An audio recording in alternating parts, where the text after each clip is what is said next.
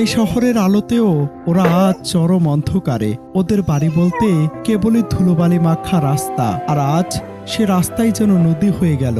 বৃষ্টি অনেকের কাছে এক পশলা স্বস্তি আর আনন্দের বার্তা নিয়ে আসে। জানালার পাশে বসে কফির কাপে চুমুক দেওয়া রোমান্টিক আবহ তৈরি করে, কিন্তু জলাবদ্ধ এই শহরের পথপ্রাণীগুলোর জীবনে এই অতিবৃষ্টি যেন এক একটি নির্মম অভিশাপ, এক বুক সমান দুঃখের সাগর। সম্প্রতি দেশ জুড়ে বেশিরভাগ উপকূলীয় এলাকা ও শহরের পানি যখন বিপদসীমার উপর দিয়ে বইছে, তখন টিকে থাকাটা এই অবলা জীবগুলোর কাছে এক দুরূহ স্বপ্নের মতো হয়ে দাঁড়িয়েছে।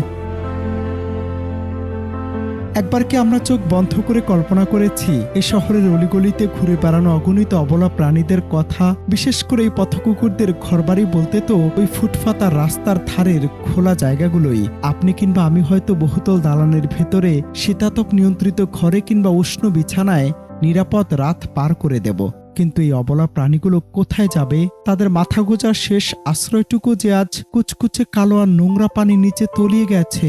নেই কোনো শুকনো জায়গা, নেই এক ফোঁটা খাবার, আছে কেবলই ক্ষুধার্ত পেটে বেঁচে থাকার এক আদিম লড়াই।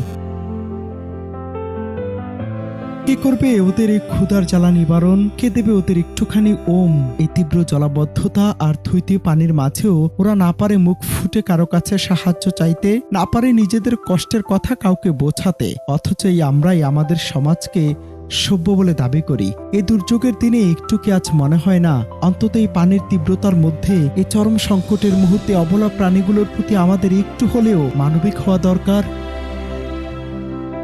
মানবতা তো শুধু মানুষের জন্য সীমাবদ্ধ নয়, সৃষ্টির প্রতিটি জীবের প্রতি দোয়াই হলো আসল মনুষ্যত্ব। আসুন এই বৃষ্টির দিনে আপনার বাড়ির চারপাশের অবলা প্রাণীদের প্রতিটি একটু সদর হই। আপনার বাড়ির গেট, গ্যারেজ বা বারান্দার এক কোণে ওদের একটু আশ্রয় দিন। বেঁচে যাওয়া এক মুঠো খাবার ওদের দিকে বাড়িয়ে দিন। আপনার এই সামান্য সহানুভূতি হয়তো একটি অবলা প্রাণীর জীবন বাঁচিয়ে দিতে পারে।